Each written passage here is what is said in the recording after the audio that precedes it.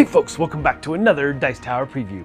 I'm Mark, and today we're taking a look at Helionox Chronicles, which is brought to you by Zero Games. It's for 1 to 4 players, ages 10 and up, and games generally run about 30 to 120 minutes. In the distant future, terrible events plague the solar system. Against the backdrop of a slowly dying sun, you and your fellow players will act cooperatively as the architects of the future, vying for influence against a wide variety of different opponents, composed of wealthy and ruthless political, religious, and corporate entities. As the sun rages and the events become increasingly catastrophic, the need to prepare for the future is all too evident. However, where the architects hope to protect all life, the opponents focus solely on the interests of the wealthy.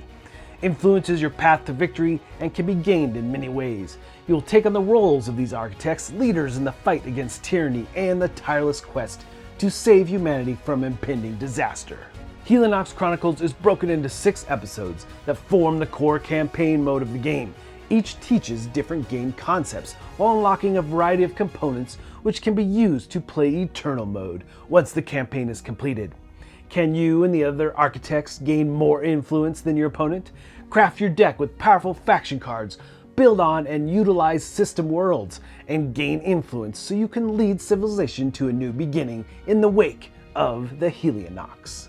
So, the original Helionox was a competitive deck builder, where Chronicles is a cooperative game. It is standalone, but still contains that same deck building. Also, there's tons of new actions and things you can use to work together in order to defeat all your opponents, and it is campaign based. So as you move through the different scenarios, you'll have new opponents that come out, new rules again are introduced, and a rich storyline that will really engage the players, or at least I felt so as I played through the first couple. Really interesting as you try to stop all the different opponents, and they really do bring different things to the table. And you, the players or architects, are trying to get the most influence. Those are your points in the game, while stopping your opponents from getting infamy, their points in the game. So there's a lot of back and forth tug of war in this game as you vie for position and points. Now, to start off, you're going to have different scenarios, like I said, and we're just looking at the very first one. We don't have all the rules in play, but I'm going to give you a broad overview, especially of the different actions available to you. Now, you're going to have your command central, which outlines your actions, your different buildings, and your defense and credits that you're going to be employing through the course of the game. Along the sides, you're going to have your architect. Your architect has special abilities that you'll be able to tap into, as well as your deck of cards. And in this first scenario, they just give you your first set of deck of cards. But as the game evolves and as you move to the very end of the game and make up your own scenarios and so forth, you'll be able to put decks together on your own, spending 10 credits to do so. So a lot of interesting aspects as this game evolves, as you move through it and jump into the further next chapters. And each player has a set of dice. Now, these are devastation dice because when you roll them, it will dictate where your opponents leave devastation throughout the galaxy. You have a dark dice, which is for the marketplace specifically for cards, so it'll prevent you from buying them. And you also have location, where you'll put devastation tokens there when those dice are rolled. You'll have to manage this as you play through the game, as well as events and so forth. But those dice are meant to be rolled only for the opponent. For you though, the dice are going to be placed on your player board or your command central board to show which actions you're taking for that turn. Each round of the game is divided into eras, and you're going to be playing through 4 of these, trying to shut down your opponent. Now, there are 3 main phases really. You have the beginning era, you have all the actions and everything you're doing in the middle, and then you have the ending era. So at the top of the era, you're going to be playing simultaneously, where you draw 5 cards, and some cards you'll hold on to, others you'll play right away to get resources like defense and credits that you're going to critically need to use all the different markets and defend yourself against the opponent throughout the galaxy. And then you're going to be doing a cooldown or cryo, remove 1 cryo from your architect. So what that means is that your architect has special abilities, and you'll be adding cryo units to your card when you take advantage of those abilities, and it works like a cooldown phase. So you remove 1, but there's other ways to do that as well, so you can get at those special abilities quicker.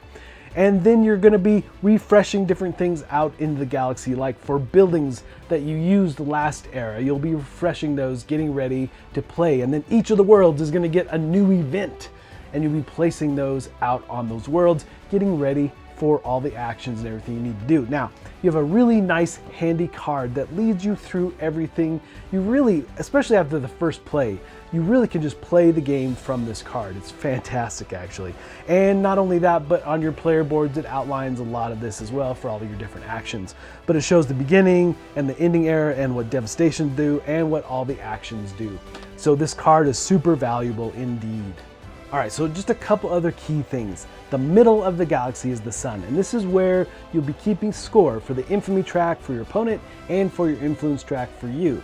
And then you'll see your opponent's card and what their plot points are, how they might trigger things in the game. In the case of this first one, it's all very simple and straightforward, and you have threshold cards that can also trigger, and everything they're going to be doing is going after points just like you. So those are things to keep in mind. And you'll see there's a devastation track, and this is based on player count. When that devastation track goes up, it will activate these threshold cards. So it's things to keep in mind as you're playing through the different areas and trying to save the different planets. Now, each of the players or architects have their own ship out in the galaxy as well, and you do have a flagship. Flagships are important because they can help avoid devastation on planets when those dice are rolled.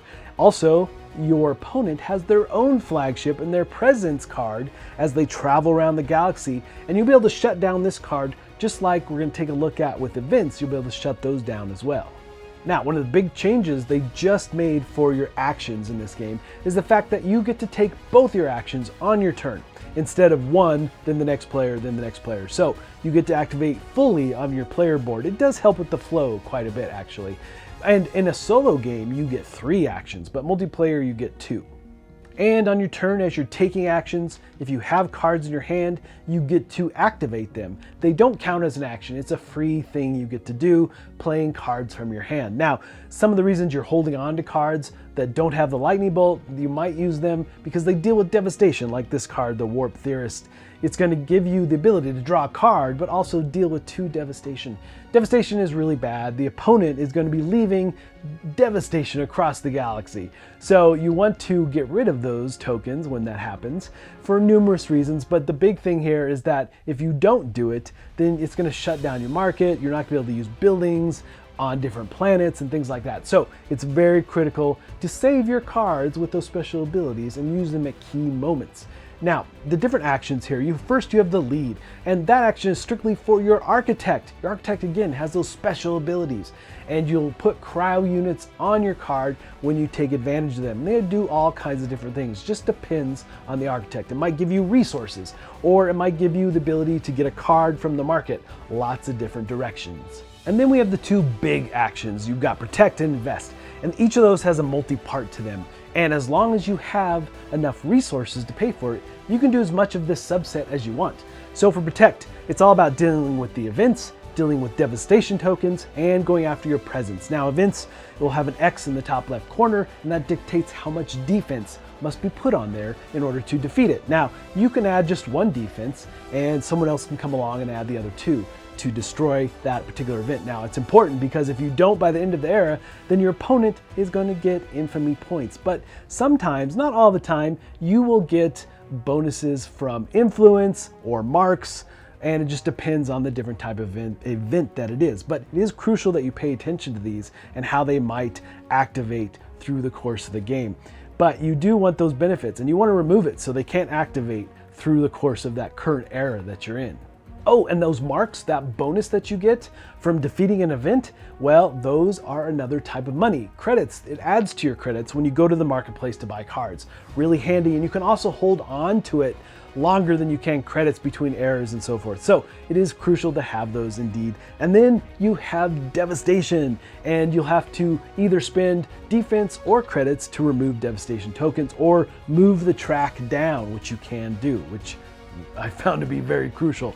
And then you have your presence, and in a 3-player game you have to defeat it in 3 different areas, spending again defense or credits to do so. And then we have invest. It's a way to expand your presence throughout the galaxy. A lot of neat things here. You can go to the marketplace and buy cards. You can use marks and credits to do so. The cost is in the top right corner, and sometimes things are going to trigger when you buy these cards, like giving your opponent infamy points or giving you, the architects, giving you influence. So there's interesting trade-offs there as you buy cards, and that market will change up through the different scenarios and so forth. And you can also buy fuel. You can imagine what fuel is for to travel around the galaxy, and keys. You can buy keys as well. Keys are going to allow you to activate different areas on different planets to gain benefits. So both of those are going to be quote unquote key as you travel around, but you can store 2 of each on your player board ready for use. Then you can also build buildings on the different planets. Now, each planet has a designated area for you to do this, but you can build fuel refineries and you can build key factories and put them on there so you can just generate those things without paying for them. So Invest really does expand your presence into the galaxy. And then the last 3 actions are super straightforward. So if you're at a planet where you have buildings, you can procure either fuel or keys and add them to your player board if you have slots by exhausting those buildings. And then you have burn, where you're going to burn your fuel and your keys. So however many you have, you can use them all. So you can travel to a world and use your key to get the benefits from that world, and then travel to another world and get the benefits from that world. But you can only use a key on each of the worlds once per era. And then finally, you simply have the reflect action. So the reflect action is kind of the way of you saying, I'm done, I can't do anything else, I'm passing. Now, if you used all your dice there, you get benefits from that. But you'll wait until all the other players pass as well, or all the other players reflect, and then you'll move to the end of the error phase. Now, after each player has taken 2 of their standard actions, not the reflect action, it's time to roll the dice. You're going to be rolling both of them. Again, the dark one is going to be affecting the marketplace, adding devastation, and the light one is going to be affecting locations, adding devastation tokens. Now, if you have to add a second devastation token, that's when your devastation track moves up by 2. But there's also the triangle. If the triangle is activated, then your opponent, his presence, will move around the galaxy based on the order it shows on his card. It's really that simple. Now, if he goes to a place and your flagship is there, he can't cause devastation, but he's obviously roaming the galaxy to cause that devastation. But if you did defeat him in this era, flipped him over, he's not going to be doing any of that. Then once all the players have finally passed, it's time for the end of era phase. The thing here is that if you haven't dealt with events, they're going to trigger. At the bottom of the card, you'll see that there's various things that can happen, like your opponent might get infamy, or they could get additional infamy from outbreaks and things like that. But also, each of those cards has a red point value on it. They're going to gather those points. And if any devastation is in play, they gain points from that as well. So they really start to ramp up at this end of the era phase. And it's time for you to reset. All your defense and credits go back to 0. Cards that you played go to your discard pile. And you're really just kind of resetting for this next era, getting ready. And whoever has the flagship token, it goes to the next player and so forth. So that's kind of the basics of play. And you're going to be adjusting things as you move through the different scenarios, through the different campaign. And there's going to be new rules, like I said, that come into play, really adding to the game and the flavor and the story and all that.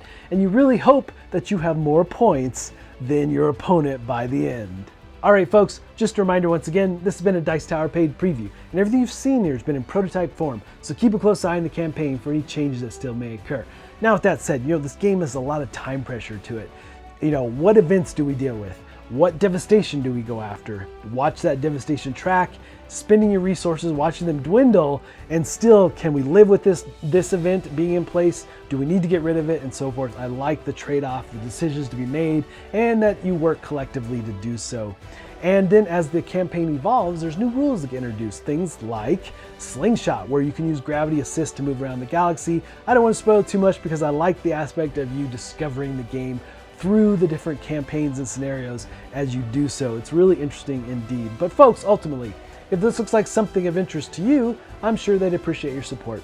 So I think that's it for me, and until next time, we'll see you at the table.